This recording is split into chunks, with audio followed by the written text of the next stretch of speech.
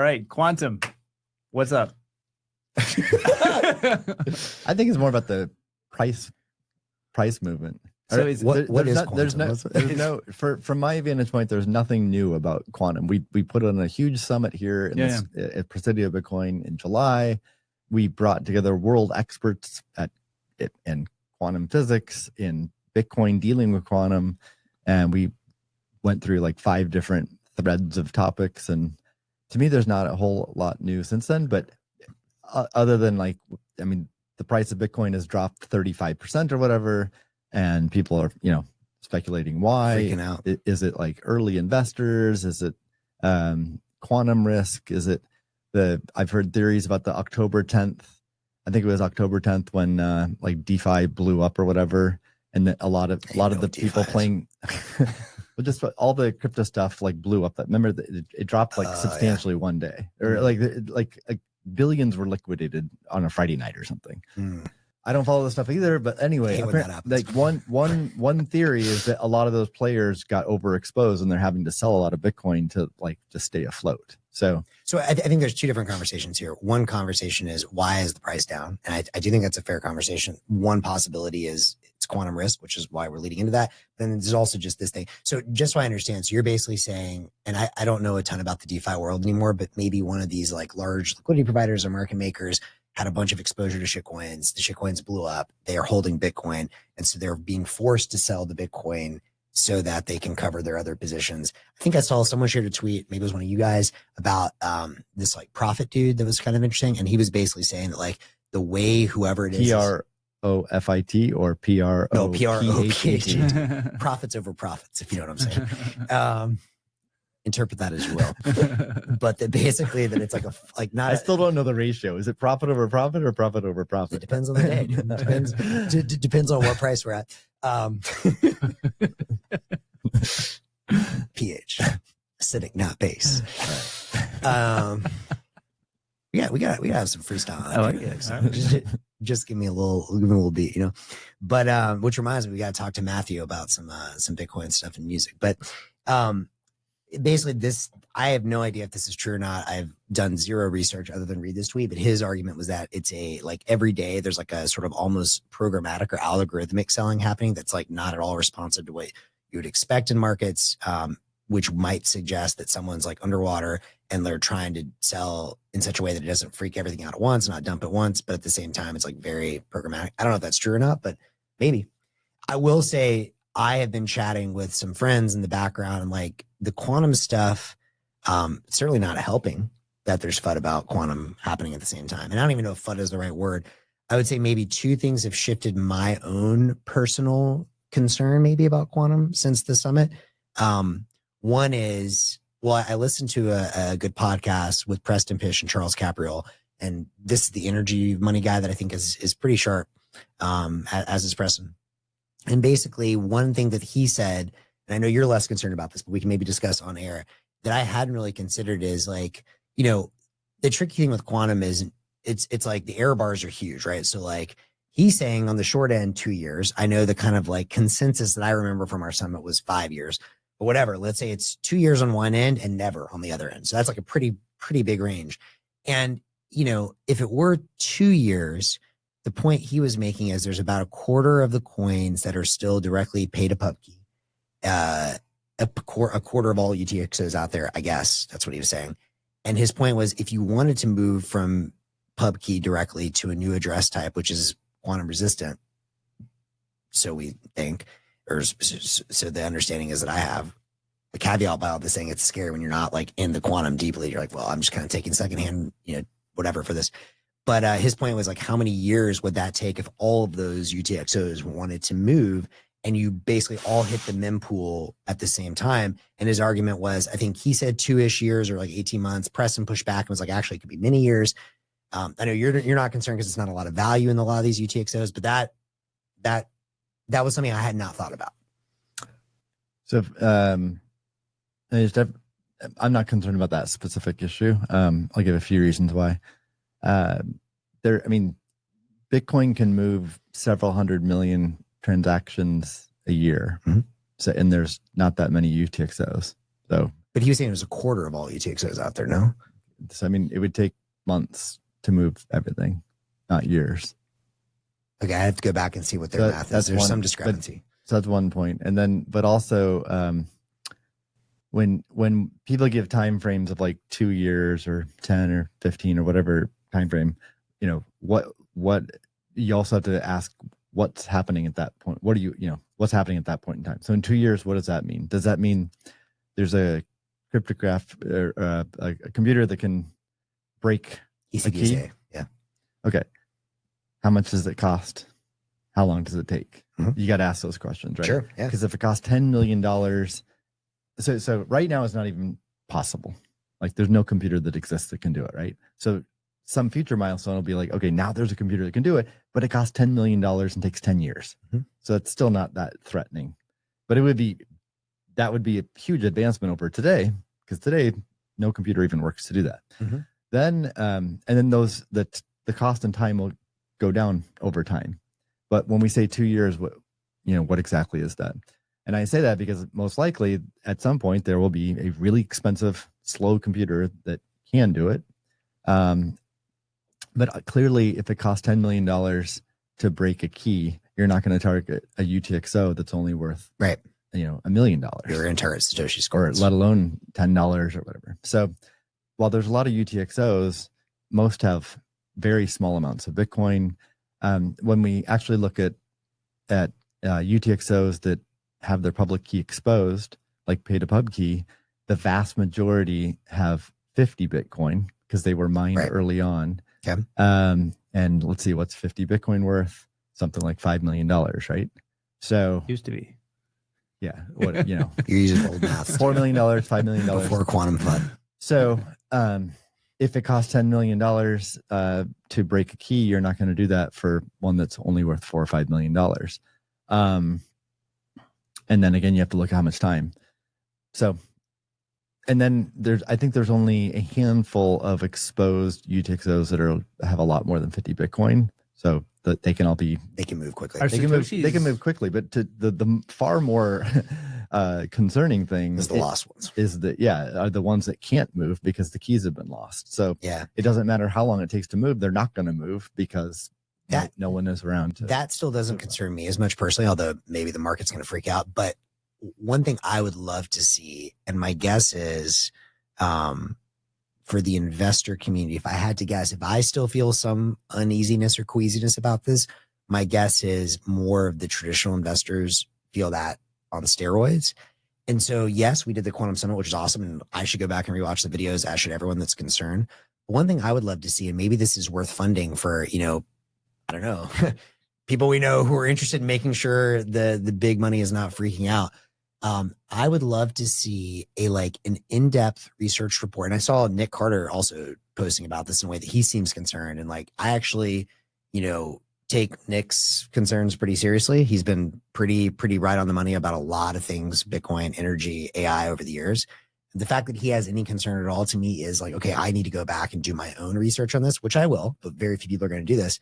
I would love to see sort of a Nick style paper. And maybe this, Nick, if you're listening, this could be great for you or someone else that just goes through and is really has expert commentary cited, or maybe an expert writes this from here's what Google is saying, here's what PsiQuantum is saying, here's what Microsoft is saying. The people from those companies really breaks it down, explains I'm 5 to your point of here are the error bars of what we would reach. Here's how long we think it would take. Here's what the economic costs are. And then they look at, for each of those scenarios, they kind of do some scenario planning of if it's $10 million in 2 years, if it's $10 million and takes 12 months to run, here's the coins that are at risk. Here's the total amount of value that is, and here's how long it would take them to move. If it's in 2 years at, $1 million and a week, here's what that would take. I think what's scary is it's just for something so foreign to so many people, myself included. I don't know, man. I'm hearing all these scenarios thrown out there, and I have at this point, even after the summit, I don't feel equipped to truly evaluate what those timelines and what those economic thresholds look like right now. Sounds like we need your anti-energy FUD paper. We need someone like that. Quantum. Yeah. It's probably not going to be me this time. Is he in the room with us? I got a lot on my plate. Maybe. I don't know if but someone that is wants to go autistically deep on this and then explain it we're 5. I would love that. But the another takeaway for me from the summit we did in July is that while there are some real challenging problems if a quantum computer is developed that can crack ECDSA, like we can respond, meaning there is cryptography that is quantum resistant that Bitcoin can adopt. In fact, there's several options. So one of the challenges now is which one to pick. And does it have drawbacks? Yes, it's less efficient. But if you're from a pure investor perspective, digital gold narrative, it doesn't really matter if if you can only cram 1/10 of the transactions in a block than you could before. I mean, like there's a valid argument to reduce the block size so that fees actually there's a more healthier fee market. So it has a negative impact on scaling and for other use cases. But if we're truly in this dire situation where Bitcoin literally is going to die, or save it for the digital gold narrative, and then longer term figure out the scaling, obviously you're going to pick the latter. And there's already plenty of options to choose from. And if we're in some if we're in a situation where we have actually reached a point where a computer can crack a key for $10 million, obviously we'll have a sense of urgency to upgrade and get it done. It'll be easy to get, and it'll be easy to get consensus. Well, you say that. Then the other, I hope you're right. Then there's the topic of do we burn the coins that we think can't move, because we don't know whether they can. So if we're truly in some panic situation, emergency mode, probably set a window of time. Like if your coins don't move in 6 months or whatever, they're going to get frozen. And again, so I strongly disagree with that. Strongly. So I think all of these are really good points you're making. I think someone needs to write the definitive paper on this and explain. What do you disagree with though? That we should freeze any coins. Like I am very strongly in the free market camp. When they get hacked, that's the bounty. The hacker takes them.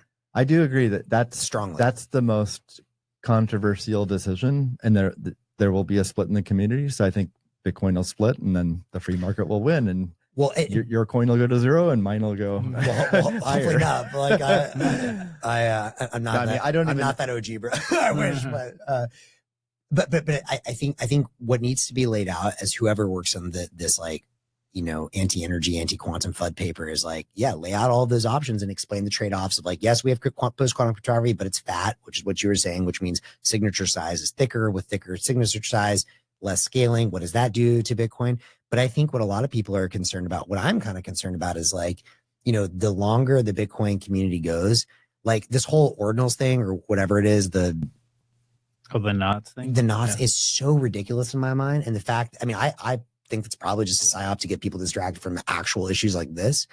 And if the core community, the people that are actually making these decisions, are getting bogged down with something so silly, what is it going to be like when we actually have a hair on fire problem? That's my concern.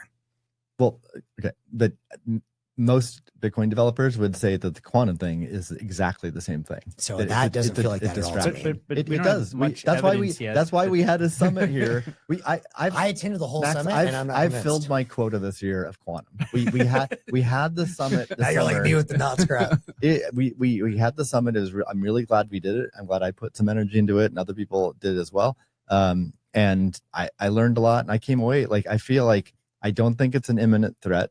And if it develops into an imminent threat in 2 years or 5 years or whatever, I sort of have in my mind, okay, I know exactly what will need to be done. And while there's some thorny issues, it's a lot easier to develop consensus when a key has been cracked. So what do you think would happen? So I hear you, and yet, even though I was there, I don't share the same degree of confidence. I would like to. I want to get there, which is why I'm asking for someone. What's your concern? All of the above. I don't understand. We know of quantum resistant cryptography. It's less efficient, right? But if we're in this extreme existential threat scenario, then who cares? Right, Max, do you believe that we don't have functional quantum computers today that could crack Bitcoin? I'm sorry, say it again. Today we don't have the quantum. Do you believe that's true, or you don't? I don't even know that. Okay, Probably, it's tough to, no, I mean, probably, It's right? like just fun. I mean, like, Okay, I'm not saying it's fun or not. What I'm saying is the fact that I have these questions, like this could be answered in a definitive white paper. No one has published that yet. I would like to see this. Now, to your point, let's take all the different scenario planning, you know, whatever ahead. And I do think you're underrating how much of the concern this is going to be for investors. Like the fact, I never said that. I agree, it's a concern. So but it's just cheaper Bitcoin for us right now. well, So I hope you're right. So my question is, I think the thing you're probably the expert at that you would be able to say almost better than anyone is not the quantum stuff. Someone needs to write that, but the key gets hacked. What happens? And you say it would happen quickly. Like how, if you had a sort of scenario plan for that, what do you think the community does to get a soft fork together? well, the first thing is like, even how do you validate that it was hacked? Great question. How was it hacked? Yeah. So, you know, that's an interesting intellectual exercise. But let's, for the sake of argument, to get to the point, I think you're saying, let's say we have proof that a quantum computer did it. DK's getting sick of it. So then so I think, you know, first thing is like get a better understanding how much did it cost to do that and how long did it take? So if it's $10 million in 10 years or something, or, you know, some super long period of time, then, I mean, there'd still be a urgency to make changes, but, you know, it would be a very different story if it was cheaper and happening, you know, happening much faster. But like what would happen? There'd be, developers would be quadrupling down on like, okay, what are technical options to upgrade? And there'd be a mad sprint to figure out which one to do, get developer consensus on that, write the code, write the tests, get it prepared for a soft fork. And then in parallel, the rest of the community will be like observing that and debating that, etc. That's screaming on Twitter. That's one thing that would happen. And that one, I guess will it be chaotic and a shit show? Sure. But like I think the end result will be satisfactory. And I think there will be consensus we can get to consensus on that in an emergency situation. Another question, which is definitely the harder one, is what to do with the coins that we don't think are going to move or don't move within a certain window of time. And that's where, you know, there's definitely a community split today. And it's not something that like developers can weigh in on objectively and say like, no, this is correct, this is incorrect. That's a potential. This is philosophical. Yeah. And so it really is something that all of Bitcoin should be, everyone in Bitcoin should be weighing in on, and the protocol developers don't have any extra weight in this decision.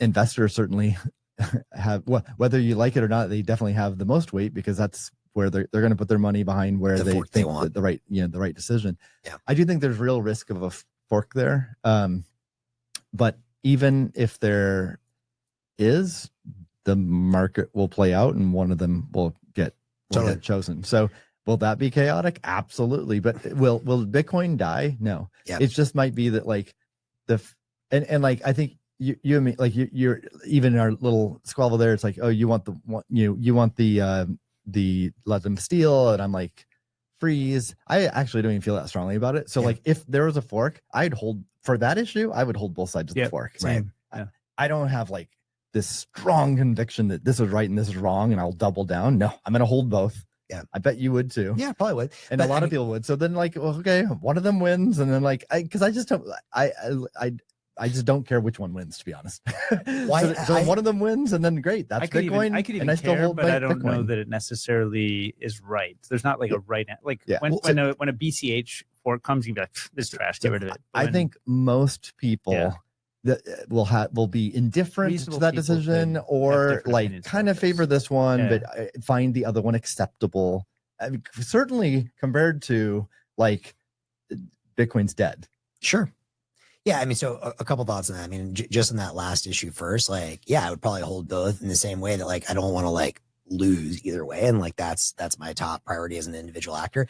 Having said that, I could be convinced to get more involved, and like to me, there is a right answer, and the right answer is like Bitcoin is free markets, and you either believe in free markets or you don't believe in free markets. And at the end of the day, I sadly think it's very clear to me that there's a line in the sand of like, you start by saying with good intentions, we freeze the old coins because it saves Bitcoin. I think that's also very like short-term price driven. Like, yes, that will probably prevent panic in the market. But at the same time, to me, it's a very slippery slope to Ethereum, very slippery slope. And like, okay, who, and 6 months, what happens if that person, I don't know, Satoshi happens to be cryogenically frozen and wants to come back and move their coins?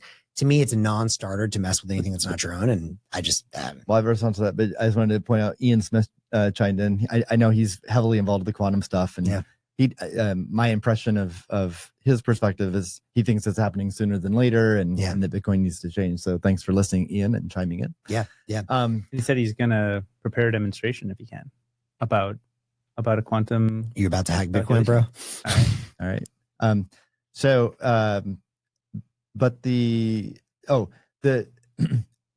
in mind, there's, one of the things we discussed at the summit is like there's burn versus freeze as well. Meaning that we already know mechanisms that if I don't move my coins, then they get burnt/frozen. They're actually frozen versus burnt. Sure. I mean, no matter what is done, they're frozen because you can always do another consensus change in the future, which unfreezes them. Yeah. Right. And so what would that look like? Well, one thing that I learned this year is that if you have a seed phrase to your coins, that you can prove that your coins, and a quantum computer cannot prove that because a quantum computer cannot go from a private key to the seed words, right? So interestingly, even though I'm generally a proponent of seedless is safer, here's an example of where having a seed phrase is quite powerful. Steve just changed his mind. Everything's about trade-offs. So that is definitely a win for seed phrases. Kind of intelligence. So, so again, like I think if the coins are frozen, if Satoshi wakes up or whatever, well, he would still be in trouble because he doesn't have seed phrases for his coins. But for people that have seed phrase, they would, if there's social consensus to introduce that mechanism, then they could get the coins back. I hear you and all that. To me, it's a clear, bright line. It's but again, I want to understand like so we're talking about whether the price just dumped 35%. How much of that is due to quantum fear? Yeah. So let's put our hats on. All we care about. You already got yours though. Well, I've got my Satoshi hat on, so I care about peer-to-peer money. But let's say I have my like Michael Saylor hat on. All I care about is number go up, price go up. Let's get rich. Gold. Let's get rich. Let's say that's all I care about. Then I'm worried about quantum, so I sell my Bitcoin because I don't think I think it's a bad investment. Well, why? I'm still not hearing a reason why. If a computer comes along and can crack the keys, we will change the cryptography to resist that. And there's this difficult philosophical debate about freezing coins versus let them be stolen. But there probably will be a split in the community in a fork, but one of them will win out economically. Yeah. And so it'll be a shit show, but it'll be a shit show. But Bitcoin will still exist after that. It'll be secure and it will be unified and more resilient. So, and frankly, it'll have survived this horrible attack or whatever. Sure. And then everything's good for Bitcoin eventually. So everyone's Bitcoin investment thesis remains intact. So why would you sell your Bitcoin? I think it's a very easy answer, and I can answer in two ways. Number one, I'll talk first like fundamentals and then like sort of timing, right? Fundamentals, like to be clear, the post-quantum cryptography, and again, I would love to see this laid out in a white paper. It's like we say we would make that change and we say that would be whatever, function secure. But like my understanding is still the post-quantum cryptography is still like, it's not been battle tested for like 50 years. So it's a different proposition. I hear you. And like, we think it's right. Like we think lattice cryptography or whatever we end up using works, but like, it's not like ECDSA. It's been around forever. So there is new risk with a new algorithm. And like the only way to do that, just like with Bitcoin versus gold, is time in reality. And so it is a different world. Like I would still be generally very favorable toward that and generally like agree with where you're going in the long run, but it's not in my mind, the same slam dunk it is with the old world algorithms. The bigger concern though, is it's not even a concern, but if I'm just an investor and let's say I'm in like the perfect world where I don't have to pay cap gains or like trading, like if I really think that this is going to be a shit show And like, let's say I think Bitcoin could crash 80 to 90% again. Okay, cool. Like I still believe in the long run. I dump now, I buy again when it's at like, whatever, 30K, back to the races. Yeah. But I think that the first point you made, I think that's a valid point. I personally would assign it like tiny value. Sure. So it doesn't really change.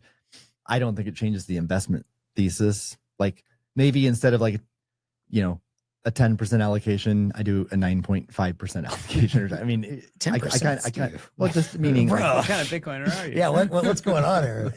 He means 110%. Don't worry.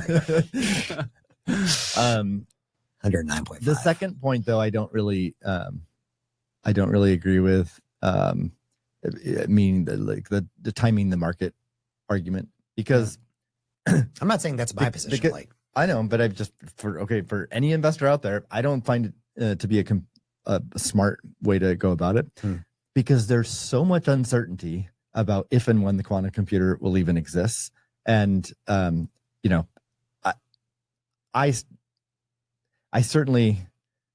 obviously don't know when this will happen, but through all the information I've consumed from a broad set of people, to me it seems like it's still 15 to 20 years away. And even if it's 8 years away, that's just such a long time period to stay out of the market and not accumulate. Yeah. So, because like let's say it's 8 years away, which I think is a pretty aggressive estimate still. Bitcoin, most of us think Bitcoin's going to $1 million or more in 8 years. So if I could buy it today for $80,000, and then it goes to $1 million, and then we go through a shit show and it crashes down to $300,000, and then after the shit show it goes to like $2 million.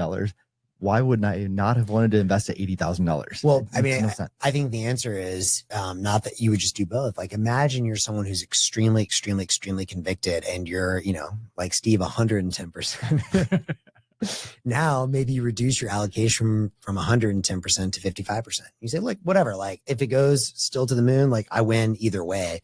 But like, maybe does it make sense for me to hedge with a post-quantum resistant rock?